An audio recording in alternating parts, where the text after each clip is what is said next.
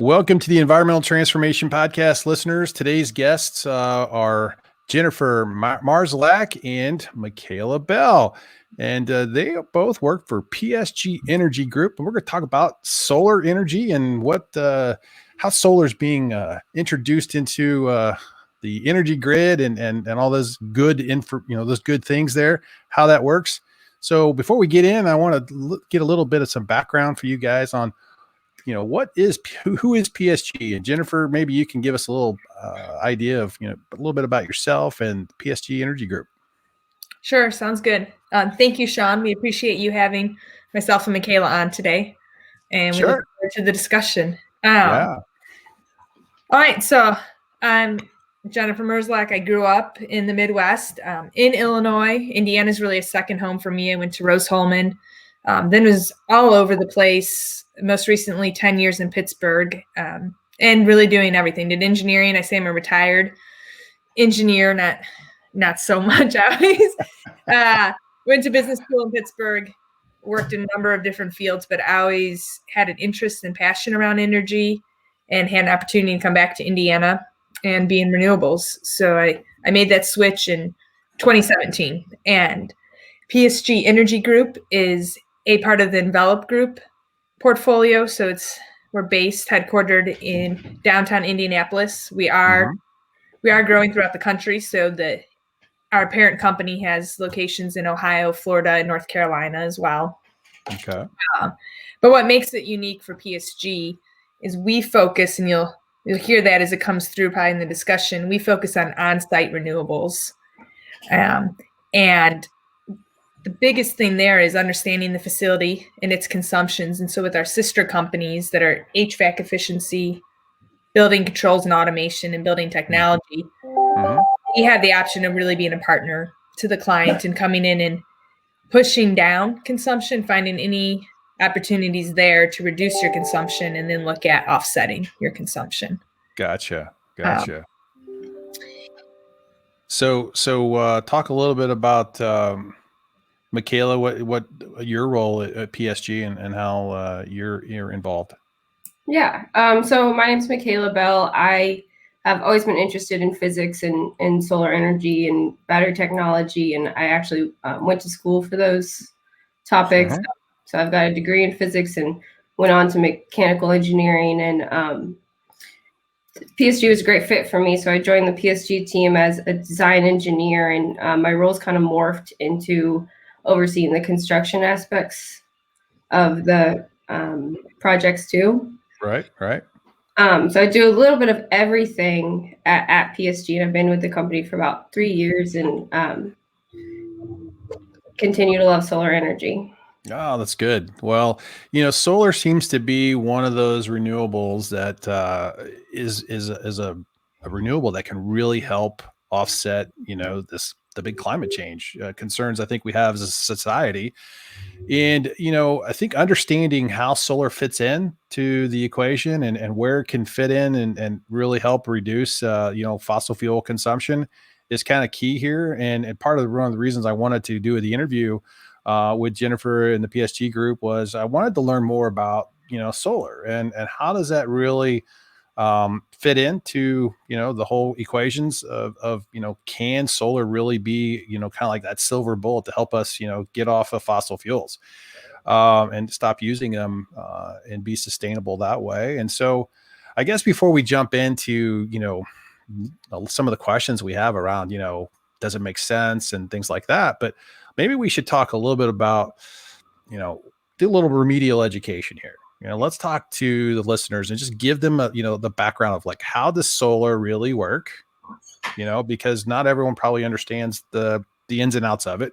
It sounds like, yeah, you put a panel up and I get energy. Well, I mean, okay, that's part of it, but that maybe not be the whole part of it. So maybe you guys could break this down a little bit for our listeners so we can understand it just a little more before we get into some more questions. Sure, I got you. So the fundamentals of solar energy really come from Einstein's discoveries. Obviously, it all comes from Einstein, but that light, like a beam of light, acts as both a wave and a particle. So that's really where it all stems from. And then also, one of the ways that was discovered was seeing how light behaves on the surface of a metal, and finding out that what happens is that the particle part of a wave, which we call a photon, can physically knock an electron out of place off the surface of a metal. So once we get moving electrons, we have electricity. So we take advantage of, since then we've discovered to take advantage of silicone metal, a conductive material that has a structure that's easy to dope, meaning that we can add an electron in one layer of the structure, and then that's the electron that when light hits it, it physically gets knocked off, and then create a path for its delivery where it needs to go.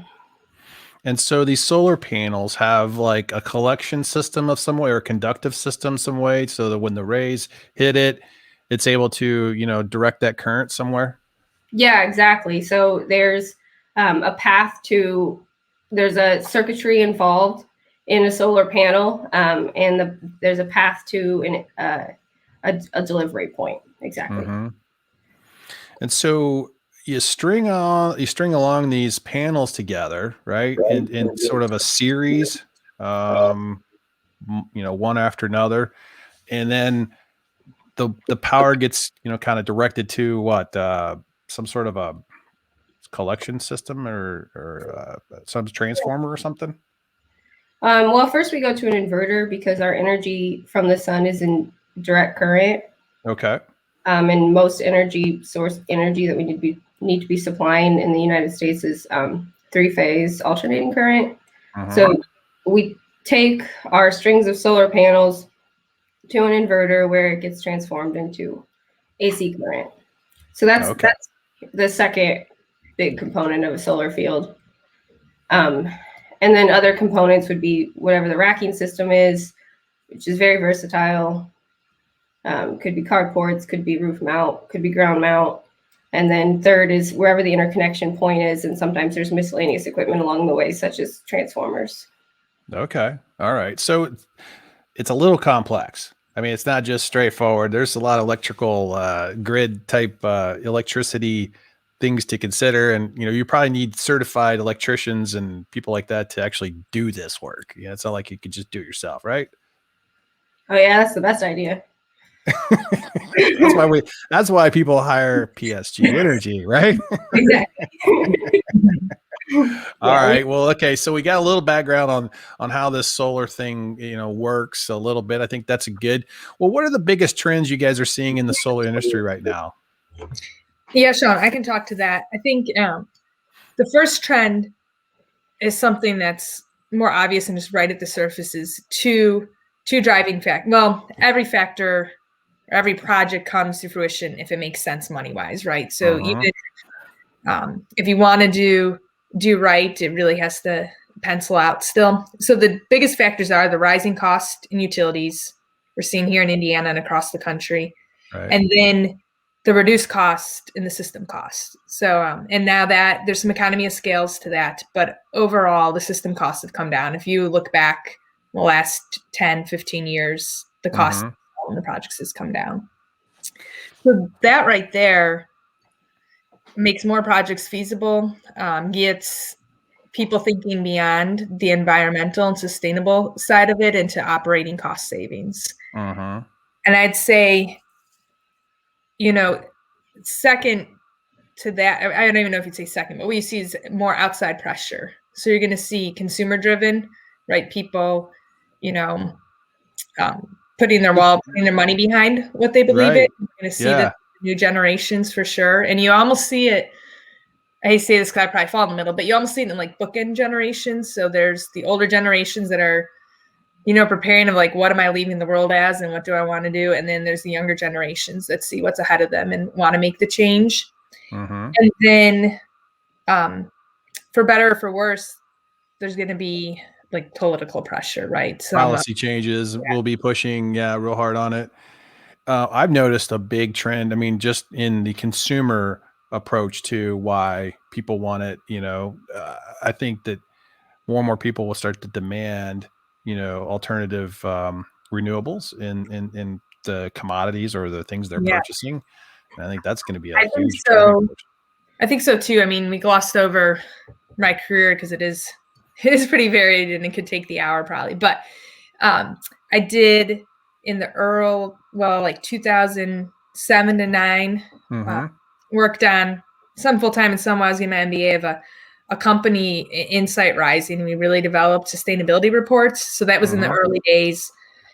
Fortune 500 companies would publish a sustainability report along with their annual report. And it was early on. So we would do baseline audits and then put together action plans. And some would wait for 2 years to publish it so they'd have something to show against the baseline. But I think you see now that that's more the exception. Most of the companies have the sustainability aspect right into their annual report. I mean, it's talked about in investor calls, it's in annual reports, it's being tracked, and it's even in product marketing. You see Coors Light has commercials with solar panels and so forth. Like you see it across. Yeah. Environmental social governance seems to be a big push, and why solar is going to be an option for a lot of the companies to reduce their greenhouse gas emission impacts, right? And so they're going to be looking for these options or these opportunities to make a difference there, and they're going to view solar as one of those aspects that I can achieve some greenhouse gas credits or reductions if I do this. And so from a big, probably from a good corporate citizen perspective, they're going to do that and essentially put their money where their mouth is, in a sense, like you mentioned, right? Yeah, and you see it across the sectors. In B2B, you can get vendor priority. Right. Preferred status. Obviously, like municipalities, universities see it as a way to attract talent, to get people to move in to theirs.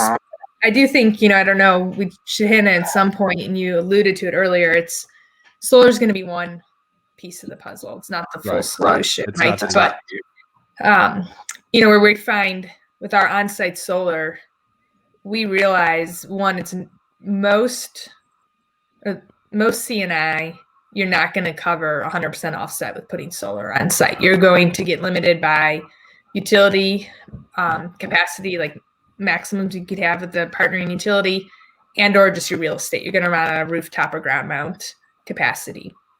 But it is complementary to everything else you're doing, right? So I think there is a lot that goes on behind the scenes that consumers aren't as aware of. The HVAC equipment you put in, controls you put in. It can really drive down consumption, but it's also not considered, sexy and exciting. And you can invest in or purchase renewable energy from a much larger system somewhere, but often that could be far away, maybe not even in your state. So adding on-site solar gives the visibility, the tangible impact for, your clients, your employees, the community. Yeah. So and then if you look at, we're in many sectors. If you look at school districts, we're often very close to 100% offset for those schools. And we'll talk about net metering later on here, but there's some situations where you can get to that 100% offset. Oh, that's great. So how does someone go about determining if they're a good candidate to install a solar array, on their building? And I think more commercial buildings, I guess we're going to talk about really that focus than maybe residential. But, let's start with that commercial approach. I mean, how does one figure that out? Well, I would say that the most influential factor is their consumption load and their rate tariff. But a lot of it is, what kind of consumption, do they have a lot of energy happening at one point in time, or is it spread out across the day? Because solar obviously is at peak production in the middle of the day, and that's where we would get the maximum offset. So being able to look at their bills and determine exactly when they use their electricity can help us determine what type of solar system would be good for them, and how exactly we could get to the most optimal offset for them. Rate tariffs do make a big difference in solar arrays. If they're on a rate tariff that has a high demand factor, which that's your energy at one time is your demand in the electricity world, it's less likely that Sometimes that can hinder solar production because we offset electricity usage over time. Not necessarily, we can't guarantee at 1 second how much we'll be offsetting their consumption load. So rate tariffs do make a big difference, and many times when we go through a project, we can talk, and if they qualify for a rate tariff change, we can add that into the analysis and the payback analysis. If what would happen if they change the rate tariff? I think that to kind of summarize that or jump in, I think that's a good point. And you could think about that, the residential end too, is that you can't take your utility bill and divide it by your usage, your kilowatt hours, and say that's the factor to look at for the offset. You have to look at your demand charges, your energy charges, anything else, customer charges. So the other fees. Yeah. So, and then when you dive into the riders, they're usually incremental or demand related, but basically solar impacts all your incremental usage. We do think, demand should get impacted to the benefit to lowered. But again, if a thunderstorm rolls through, or if we look at your interval data usage and you have peaks in the middle of the night, solar's not going to help that. So it's not something you could depend on. So we often don't touch that part when we're doing the payback analysis. And if that comes in, that's some extra savings for the customers. But the realistic view is to just look at your incremental offset. Okay. All right. So as part of the assessment, and you're doing this, breakdown of their energy consumption, and I'm assuming you're evaluating the energy bills, what their hourly consumption rate is, and looking at that in depth, how many kilowatts hours they're using for energy. But what other things do you do to evaluate a property or a building that may not be that's outside of just the energy bill, right? Like you mentioned earlier, going around looking at ways to reduce consumption. Talk about what you do there to see if that factors into your assessment of the ROI. Yeah, well, we look at lighting. Lighting's probably some most low-hanging fruit and pairs well with the projects. Most people still have options to get LED rebates from the utility. So we definitely look into the lighting. And along with that goes, controls with the lighting. Again, we can lean on what I'd say our sister companies are to do some rough energy audits, knowing the square footage and their utility usage. We can do some comparables to counterparts. And if they're using more energy than you would anticipate, there's usually something you could dig into further. The age of the HVAC equipment, all of that would come into play. And so like we said, we've talked a lot about that there's policies, incentives, and so forth. So we'll say it doesn't all happen in a sequential order. So you may do your solar and then come back and do some of these other fixes. And sometimes you can justify some of this operational cost savings you're having with your solar to invest in your facilities so you can do an HVAC upgrade in a few years. Okay, right. But we do size what your future consumption is. So if we think there's those opportunities, we won't start at 100% offset. We'll target 85% offset because, again, we don't want to oversize, have you pay more for a system and build a larger system than what you really need. So we will look at that. So when we talk about systems and the types of, solar panels and is it beneficial to invest in solar power today? I mean, most companies or public institutions, they're looking at this going, well, I think there's a payback, but is it far enough out that it doesn't make sense? Or is it, how fast can you expect to see a return on investment? Yeah, I can talk to that. And I'd also say one of the benefits of solar is it's measurable. So the utility puts in a bidirectional meter. We put in production grade meters. So we can talk to them. Most of our systems do have a software that lets you see on the front end what's being produced, and on the back end we can get any alerts and do remote diagnostics.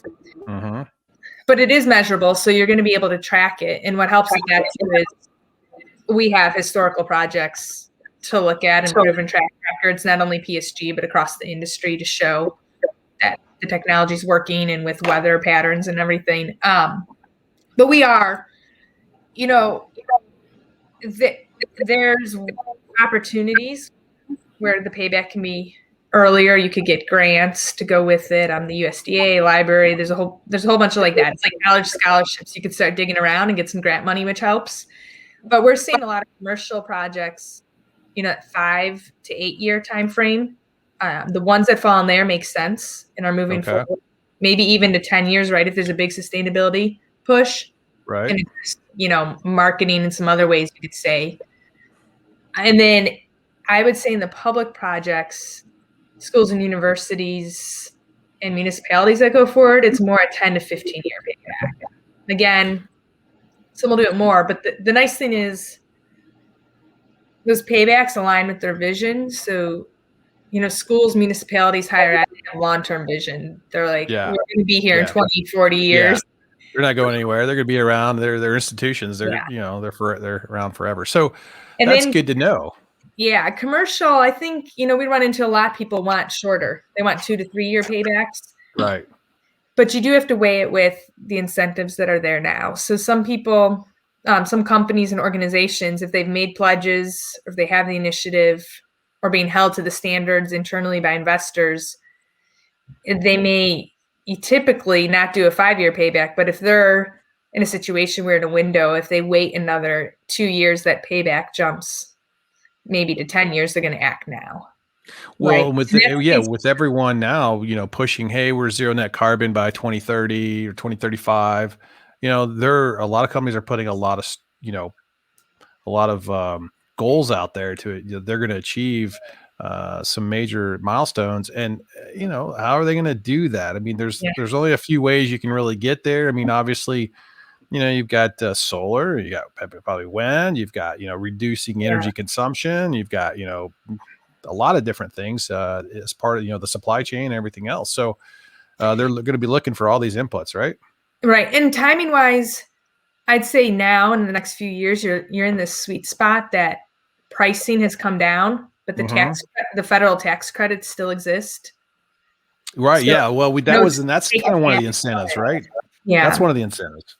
And it's phasing out. It was just extended 26% for the next 2 years, but it is in a step down phase. With the new administration, we may expect or anticipate it to be extended longer, or even potentially voluntary increases. With that may come some more requirements and so forth, right? But you're in this sweet phase. Investment tax credits, federal incentives like that are put in to incentivize and get people moving and get the action to happen, right? And help curb or offset the larger investment and cost. But we're kind of at that top where it's starting to make sense that they can be paid back. We're getting 10, 15 years payback for some schools with leaving the ITC on the table, right? So these projects can pencil out now. Well, so if you have the advantage of using this, and that's why I was saying that, people may open their eyes or their limits and jump from that 2 year payback to a 5 year payback, because they're getting the tax credit. It makes it more affordable and right. So what are some of the factors that you consider when you're buying solar panels? I had another question kind of related. Should you buy or should you lease program, kind of thing, because I think that's interesting, because it might allow, people who want to get into the solar market, a little easier from a lease perspective and a buy perspective, kind of like your cars, right? So talk about that a little bit, if you could, and some factors in buying, different solar panel type things. It's different in Indiana than other states. You can have black and white third-party ownership in some of our neighboring states. And I think the biggest advantage there, on top of, not putting money down, is the facility itself doesn't have the O&M responsibility. And so that's nice for a school district. It's nice for anywhere where it's not your core, right? Your core focus. But for a school district, it's nice that you're not putting more on the facilities team, that somebody else has that O&M responsibility. Yeah. But now, as far as lease or purchase, a lot of what we deal with in Indiana is just looking at is there cash on hand or is it going to be financed? And it's more along those lines. There is, for the public entities, there's opportunities to get zero down, low interest rate, about 20 years typically is the term. These would qualify for energy savings programs. And then again, there are a lot of institutions that want to do operating leases and so forth. And that you kind of have the option like technically an operating lease.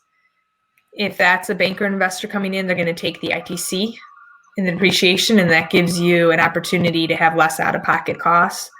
But we also see a lot of C&I and ag that are interested in having that tax credit. So they'll finance it on their own like they would finance any sort of thing, working capital or other capital investment projects they'd have. Gotcha. What affects the performance of solar systems, and is the Midwest a really good location for solar? Well, I'll let Michaela. Every location is a good location for solar. Perfect. Good answer to that. What affects solar production? Was that the question? Yeah. What affects the performance of a solar system? So, relative to the rest of the country, Indiana has a low irradiance factor compared to Florida or California, but that doesn't make it a bad place to install solar fields. It just changes how we design them. So we'll have to, make sure that we hit, usually when we build a solar field, we oversize the DC portion of the solar field. We add a few extra panels, and then it would be on the AC side to make sure that we're capturing as much sunlight as possible. So that's one thing we make sure to do, especially here in Indiana, and knowing our radiance level. So shading would be one of them. Weather in Indiana, of course, we have to deal with snow and soiling and different factors than the rest of the country. But putting that into our model and making sure that we design our model to offset the consumption and knowing exactly where we are in the country still makes these projects good ones. So when you design the system, in the winter, you probably have a lower production, right? So do you kind of default to the lower production, capabilities during the winter for the system on average versus like the whole entire system, or how do you account for that weather type of? We have research data publicly available from NREL, National Renewable Energy Lab, on what the soiling for our latitude and longitude is. So we make sure that our designs include, what the realistic expectations of the weather in the winters versus the summer months. So we do make sure that the winter months have the reflected soiling, but also make sure that the summer months have the reflected sunshine. Yeah, and we do have, if I can jump in. Yeah, right. I'm hoping technology is working because I see your guys' lips moving when the other one's talking, so I think I'm a little bit lagged. But we do have projects now that have been installed for 3+ years right here in Indiana. So we do take that research data Michaela was saying, but we have live performance data from our systems that we can tweak a little bit too and see how it is. Very good point. There's the line of being too conservative and then over promising as well, and we keep it realistic. But our design, our software and our methodology allows you to go in granular at the monthly level, or even more if you wanted to account for that throughout. And then I think one thing I wanted to hit on was just the infrastructure of the local site. I think we've danced around it and haven't really hit on it, but shading is important. Other buildings around, equipment on the roof, trees in the area, the age and the type of your roof all come into factors. We have some school districts in Illinois that we're working with that we're kind of following them around as they're investing in new roofs, then solar's going on top afterwards because it's the right timing for that. These projects, you're looking at, even though we're talking about payback that could be in that 10 to 15 year range, you're looking at dedicating that space, your rooftop, your ground mount, whatever, for 30 to 40 years. Mhm. Long-term investment we're talking about. So you want to make sure your roof is in the right condition. The structural itself. So we do structural analysis studies.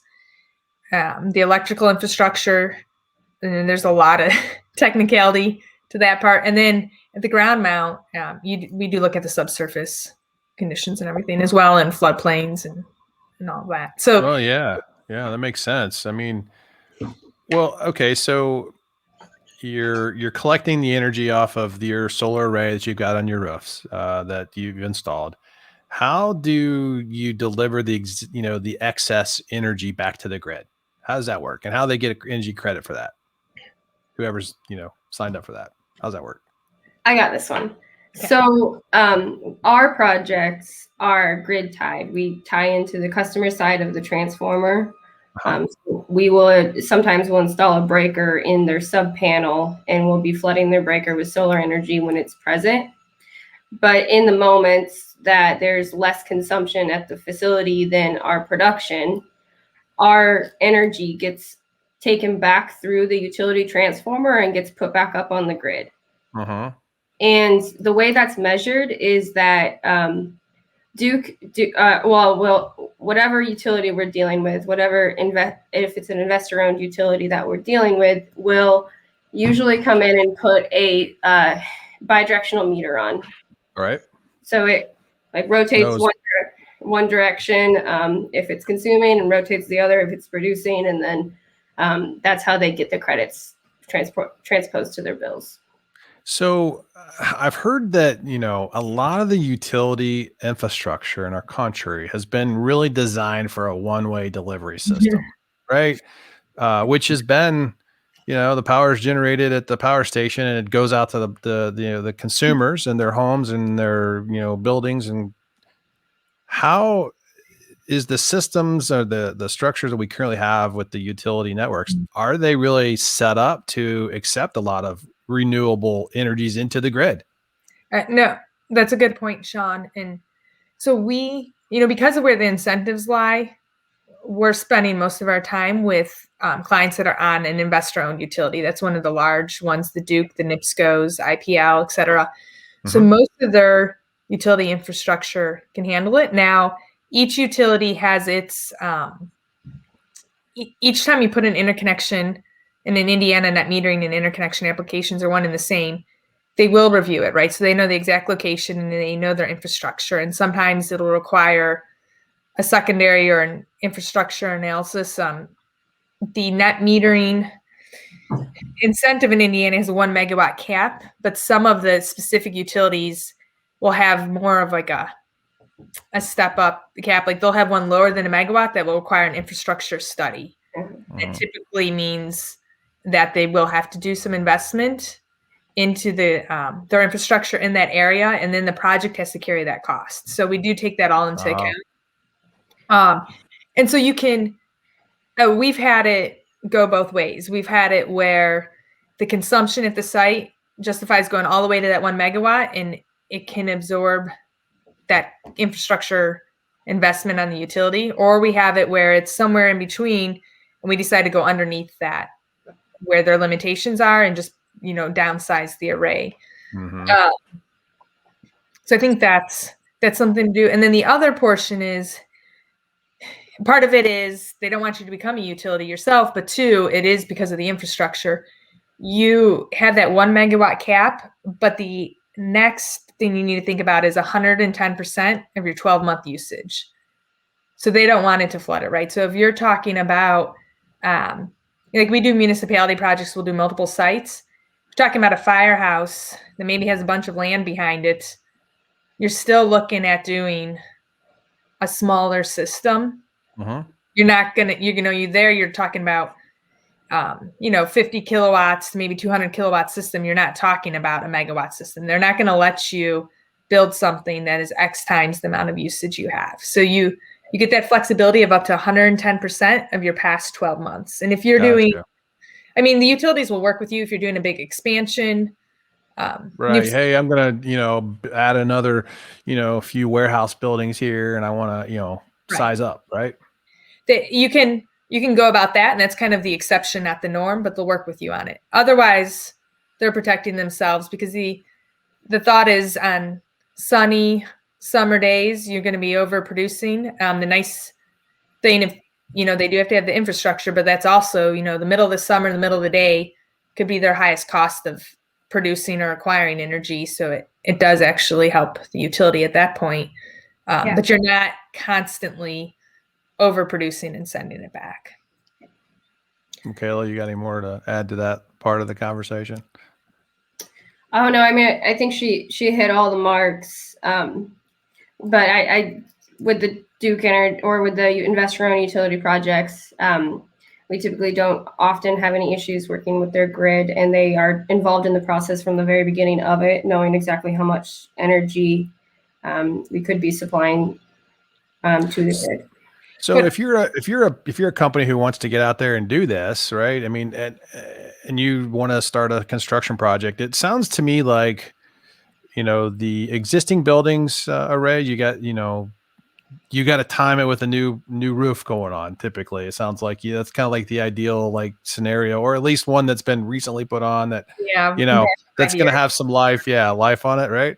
But so, I mean, timelines of, what's the expectation of getting utilities to approve projects? Because it sounds like you have to do quite a bit of work with them to really get buy off on your projects too, right? Well, the more, I guess, kind of anything in life, the more you invest up front, the better it's going to be for you. So there is a due diligence period that typically, it could be, beyond a few weeks. It's sometimes a few months with clients. But the more prepared you are, then the smoother the whole construction project will be, and the interconnection process.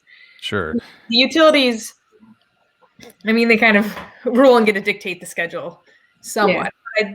I'd say overall, it's rare, even when you partner with somebody, that it goes through in the first time. They'll come back with questions, but as we run into, each project has its own nuances, and they do come back. But they're also, in general, timely in their manners. I mean, it takes some follow-up, but they're also timely in their fashion. Yeah, they got put it on their schedule and they get working into. So, well, are there agreements that you have to sign up for when you do this with the utilities? Because I can't imagine you just hey, gonna connect and I want you to come approve this. Yeah. And I think, this is a good point maybe to jump in. We do a lot of focus on investor owned in that region, and that's because the incentives lie there right now with the full retail rate net metering. But we do look at projects with REMC or municipal utilities, and that really opens up another whole can of worms of each one could have its own limits. You may find that if you're installing something 25 kilowatts or less, it can still be a pretty smooth process, but after that, there's a difference. So their threshold of where their infrastructure is, the state of their infrastructure, is usually much lower than the investor-owned utilities. So in that case, they'll do studies sooner, or if you're with an REMC, a small system could be if you're partnering REMC, larger, you're going to be working with Hoosier Energy and so forth. So there is nuances to all of those. They don't have to offer retail rate net metering, and their caps and what they value export at is going to vary greatly, and what you need to do would vary. But I think one thing we're finding is a lot of the employees, even at investor owned, the engineers that come out to the field, I mean, they get excited. It's something exciting. It's something innovative in the industry. So they do want to help. And I would say a lot of the large utilities, have customer relations, and they do want to do good by their clients and help them meet their needs. I got to imagine there's a bit of a dichotomy in the, energy companies saying, I'll take all your extra energy, because they want to get paid to, make the energy and deliver it. And then they're saying, no, we'll go ahead and buy it from you so we can deliver it. It's a little bit of a, it is a paradigm here. And I'd say right now, in all honesty, it's to the advantage of the customer, because the utility is acting as your free storage right now. Gotcha. Because they are transporting it, the export and what they're bringing back to you, you're not paying for that portion of it. So it is great. Going forward, it's kind of yet to see. We'll know more in the next few months, in the next few years, how they value it. It's thought that it's going to be 1.25 factor of wholesale. We'll see if it sticks to that or how detailed it gets. But then you're looking at the utility still acting as your storage system, but it's costing you something.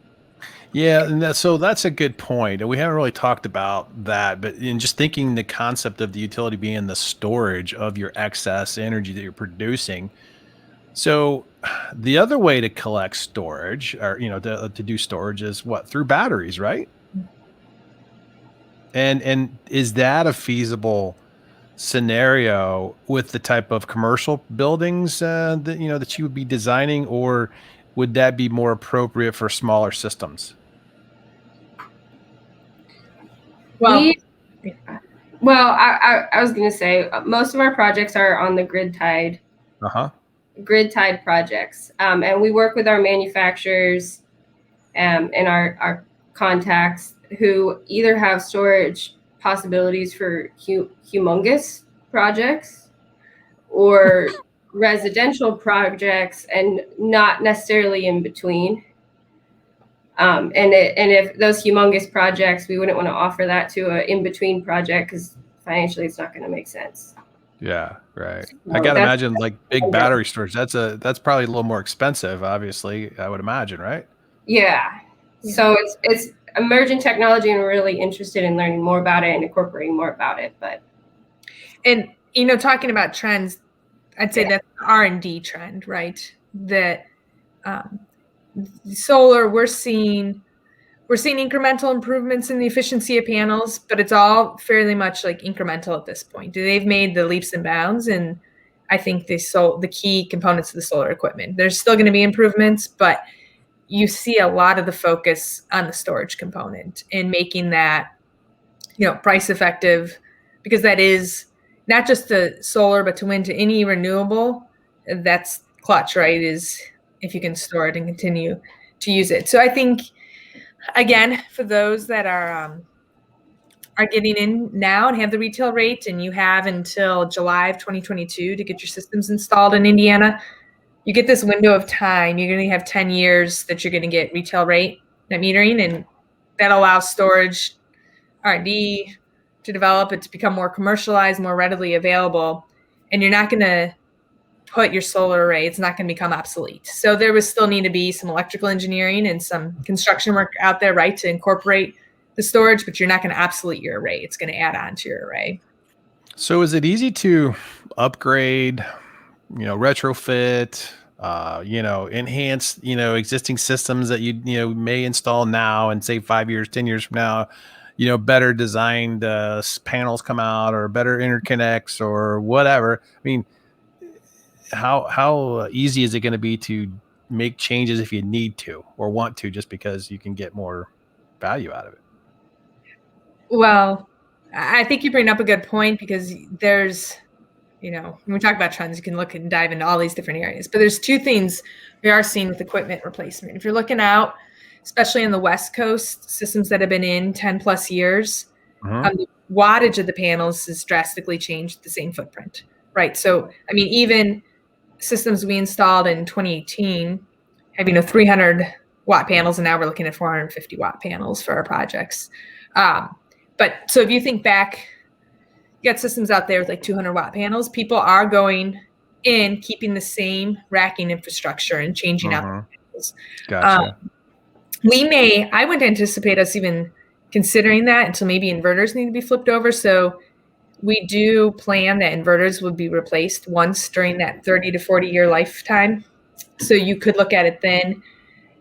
When you're thinking about, or we go down the line of inverters, a trend we're seeing, and I don't know how much it's really being executed, but it's being studied, is inverters. There's a few things we kind of skipped over that, but you can have micro inverters, strain inverters, and what would you call the main one, Michaela? I can't even think of its name right now. The Central inverter. Central inverter. Thank you. Yeah. Like inverter. So with that, I mean, you can think of this each each inverter is going to perform to the weakest link. So you got a strings of panels, and you got number of panels on each string. It's going to perform to the weakest link. Or when an inverter goes down, that section of the array is down. So there's a lot of older projects or older utility scale that have central inverters.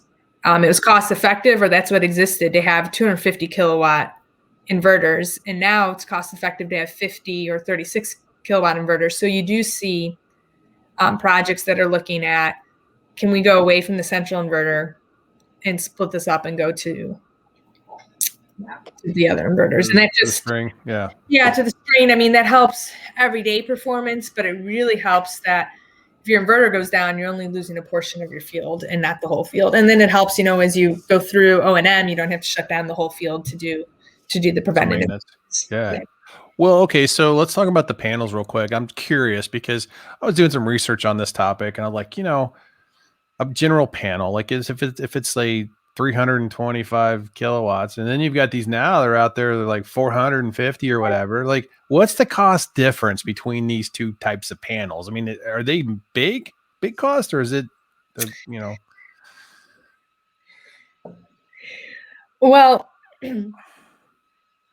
a lot of how you think through panel pricing or quotes even come across, you can get it down to the dollars per watt. Mm-hmm. So what you may see more is the balance of system cost savings. You can, if the higher wattage panels, even if you're paying a little bit more dollar per watt, you could have reduced racking, reduced footprint, reduce, you see that, or maybe even reduce wiring, right, Michaela? It's probably less so than the racking cost, but you will see some balance of system cost savings if you could have a smaller number of panels out there. Sure. Now it's, I think I kind of glossed over it and said it's about the same footprint of a panel with higher wattage. It's not exactly the same footprint, right? Most of them are a little bit larger, but in the relative scheme of everything, they're fairly close. So who has like the Cadillac of the panels that you would want to purchase and put on your system? Like, who's these manufacturers? Like LG seems to be a name that I've seen. Are there other major companies, or like, yeah, these guys are the ones that we recommend because, best quality, less maintenance, durability, whatever. I'll let Michaela maybe jump in on some of the technical part, but the first thing I'm advise anyone to look at is if it's tier 1. Yeah. And the first step there is tier 1 is actually done by third source. It's Bloomberg, and it is related to their bankability, not the actual technical aspects of the panel. But with all that, it's kind of inherent that there's some technical and quality. Oh, so it's a company backing, performance capabilities of, is the company really a stable, reputable firm? That's a really big part of it, because it almost feels too good to be true, but there's a 25-year performance warranty on the panels. Oh, so we don't want these guys just like, going out of business and no one's going to service that darn thing. No, okay. So the bankability is important. And it's like a growing and new industry. So you mentioned LG. That's a great example. We work with Vikram panels. We work with a number of panels, but what you will see is that the company could be multi-generations or around here for decades, and solar panels aren't their core, or solar panels may be a new product line for them, but they have the backing in the history to make those warranty guarantees. Sure. And then what's the next acronym? Michaela, is it GNVL or that does a quality and product. Now I would caution, like the tier 1, it comes out every fiscal quarter, and you want to see somebody that's on it often or doesn't drop off that list. The other, when you look at some of the quality manufacturing, you have to take into account that sometimes it's not as much a pay to play, but it's a cost to get the audit done. So you'll see the large manufacturers may do it if they come out with a new product line, if they set up a new operating facility, but it's not something they do every single year. So if they were on it in 2017 and they're not on it now, that's not necessarily a bad sign. It just means they haven't done any significant changes to get the audit repeated. Gotcha. And then, like with anything else, you have UL certifications, ISO certifications. So is like Tesla one of the tier 1 companies these days? Do they produce panels? I'm assuming they do, right? Yeah, and it'll be interesting to see where Tesla goes. Right, it's pretty heavy residential right now, and they're doing. I mean, even just as a consumer or someone passionate about energy, it's fun to follow Tesla and see what they're doing. Right, they're doing. Yeah, they're crazy good right now. Your roof could be the solar panels itself, right? So they're doing some pretty innovative things. We don't see their products as much in our world, but it's fun to follow what they're doing. Yeah, aren't they part of like Solar City or something like that? Is that their subsidiary name for Sun City, maybe? But you're on the right side. Sun City, something like that. Okay, yeah. Like that. Yeah. We obviously don't come across them that much. Yeah, right. They're just not in the right neck of the woods for all that. Yeah, I mean, maybe they're going to probably get there eventually, because I got to imagine solar is going to be one of those things where eventually the cost of all of the equipment and everything is going to be more economical and feasible for people to really adopt it as a renewable energy at some point down the road. I mean, greenhouse gas impacts from essentially existing buildings in society makes up probably 10 to 15% of our greenhouse gas contribution. At least that's some of the numbers I've heard. So if that's the case, solar seems to be like a really good option for driving down those greenhouse gas emissions. And I was curious to know, it seems like solar is a really good idea for new construction opportunities and maybe LEED certification support. Do you get involved with those types of projects versus existing buildings, maybe a little more complicated to retrofit? I don't know. I'm just thinking, what's your thoughts there?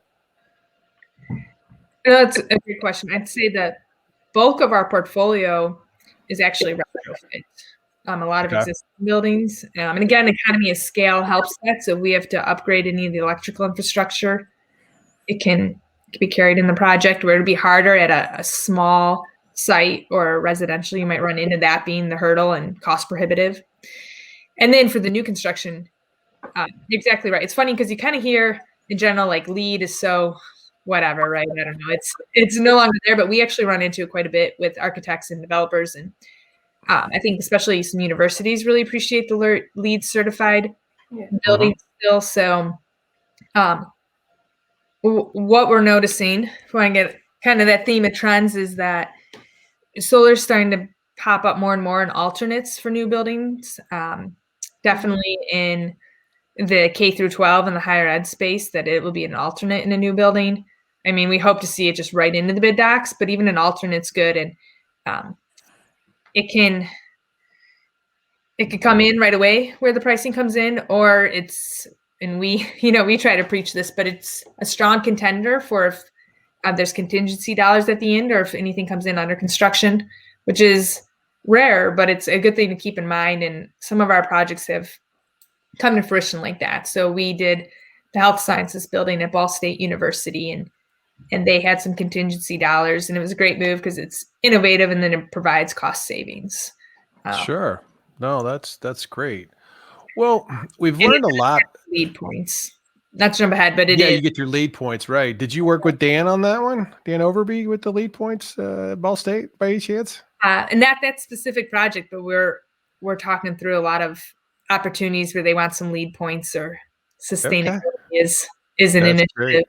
Yeah, that's great. Well, I the more I see solar, I think that this is like one of the renewables that would really help us kind of help offset this greenhouse gas, climate change concerns that are out there. And the more affordable it becomes, the more people will adopt it. And I think the younger generation that's coming into, of age, so to speak, now they're looking at buying homes and things like that. They're going to start asking questions about, can I do this? I mean, is this something that, and you kind of talked about the bookends, the older generation's like, well, maybe I should just, do something good now before I take off, and at least leave something nice for someone else who is going to want it. And because they're passionate about it, they get more time to think about it, and they probably have a little more money. The money's not the big issue. They just want to do it because they want to do the right thing or a good thing. Right. I mean, so as soon as that comes down, it'd be great. One thing I noticed was, it's not across the whole country, but in certain regions, even like apps, Realtor.com and Zillow give a solar rating now. Oh, really? Okay. Like, there'll be like walkability ratings or the school system ratings. You're starting to see solar ratings come across, which I thought was interesting. That's good. And then I think, again, we talk about it as it's one piece of the puzzle, but I think some strong points for solar, if it's done right, it's going to be a great add to solving this problem. So I would say, it takes a footprint, takes up some real estate, but if you have the rooftop, if you have the warehouses, if you have the land, there's obviously some key agricultural land that you don't want to take over for 20 or 30 years, but there's there's landfills now that have been capped for years, right? There's brownfields. There's a lot of opportunity on that. Undeveloped land is great, right? If you don't see value in it, it's a great use. I think the other, there's a lot of things. We can go on for hours. Yeah, no, you're right. But you're right. I think the more that we can promote the solar as a renewable and it becomes more affordable, I think access to the information and people like, you guys with PSG, talk a little bit about your services as we wrap up here. What's your value proposition that you're really able to help clients, understand, the value of going with the solar system? I mean, how do you walk them through the process?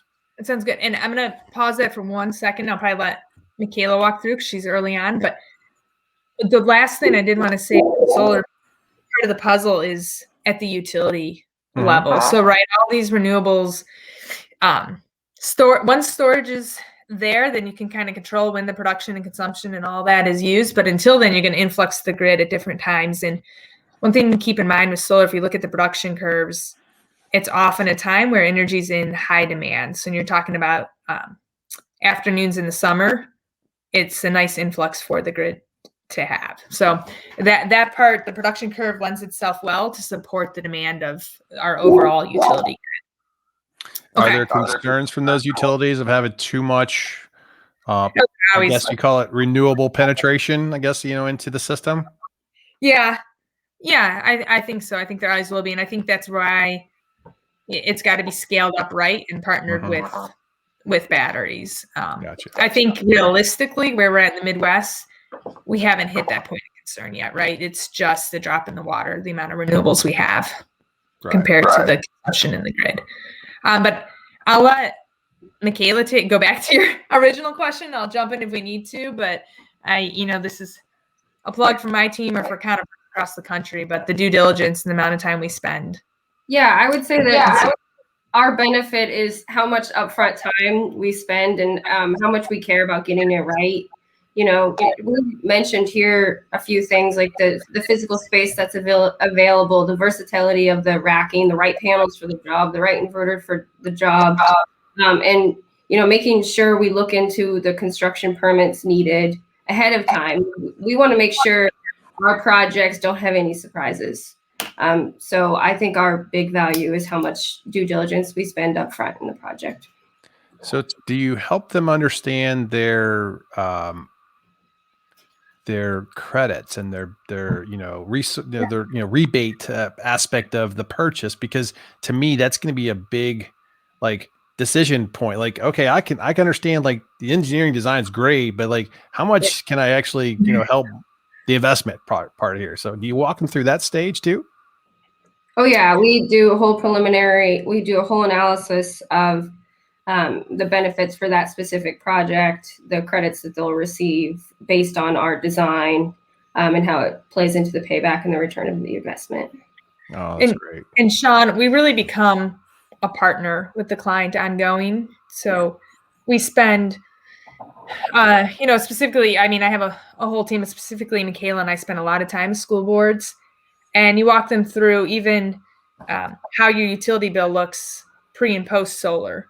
For a lot of these schools, this is their legacy for that superintendent and school board doing a project at this level. And you want to make sure you can understand. Some utility bills are as confusing as medical bills, right? It's hard to navigate through it. So we walk through that. Something else we do is there is that revenue stream opportunity. So there is an SREC market, a solar renewable energy certificate market, and a lot of our public institutions, they are budget conscious and crunched and looking for ways they can invest in the students and faculty and facilities. So having that revenue stream, which then the buyers out there, the Fortune 500s or the utilities that have either renewable standards they have to meet or pledges in where they've put themselves at. And we'll even see it with commercial and ag. I mean, there's some programs across the country where you have to commit to, 15 years. In Illinois, you have to commit to 15 years of selling your RECs. Here in Indiana, they don't sell as high, but you have flexibility. You can turn it on and off, where you could retire your REC, which means you get to keep the environmental benefit, CO2 offset, or you can sell it and you still get the cost savings on your utility bill from the reduced kilowatt hours used, but you are pulled in a revenue stream by somebody else claiming that environmental benefit. So you may have a commercial entity that's pledged to be whenever, it could be maybe 100% by 2050 or 2030. They'll likely sell their credits right now, reduce the years of payback, and then they can switch it to retiring them and taking the CO2 offset. So with anything, there's always some, I don't know if you could say some moments of arbitrage, or you can look into just the commodity trading of it that can come into play. Well, that's great. Well, sounds like if you're somebody looking for solar as an option, this sounds like you guys are the one of the companies out there that they need to reach out to. And so PSG Energy Group is offering these services from, evaluating the ROI to the engineering design to permitting to, helping you figure out what your, value, the credits you're going to receive are. So I think it's really great. And, I'm really glad you guys were able to come onto the show today and kind of talk solar and what you guys can do. And I think one of the things I'll do for you guys is on my website, I'm going to put up your contact information. So people, when they get to the website, they can, connect to you guys, send you questions. And I think that'd be really good for you. I hope the listeners can, dive into what PSG offers. And sounds like it's a little more than just solar too. You've got a couple other sister companies that can help in the equation as well. So, as we wrap up, really appreciate you guys coming on today. Kind of running out of time for today's episode. So if we need to down the road, maybe we bring you back on and have another conversation. But good luck with all that's going on, and looking forward to seeing how solar is making an impact in helping address climate change. Yeah, no, Sean, we really appreciate you having us today. We enjoyed the time and the discussions, and like you said, any of your listeners can reach out to us, and we'd love to help them navigate the first steps. Yeah, no, this is good. Well, look, thanks for coming on. And Michaela and Jennifer, thank you for your time, and we'll talk to you soon. Okay. Thank you for having us on. Great. Thanks, Sean. Uh-huh.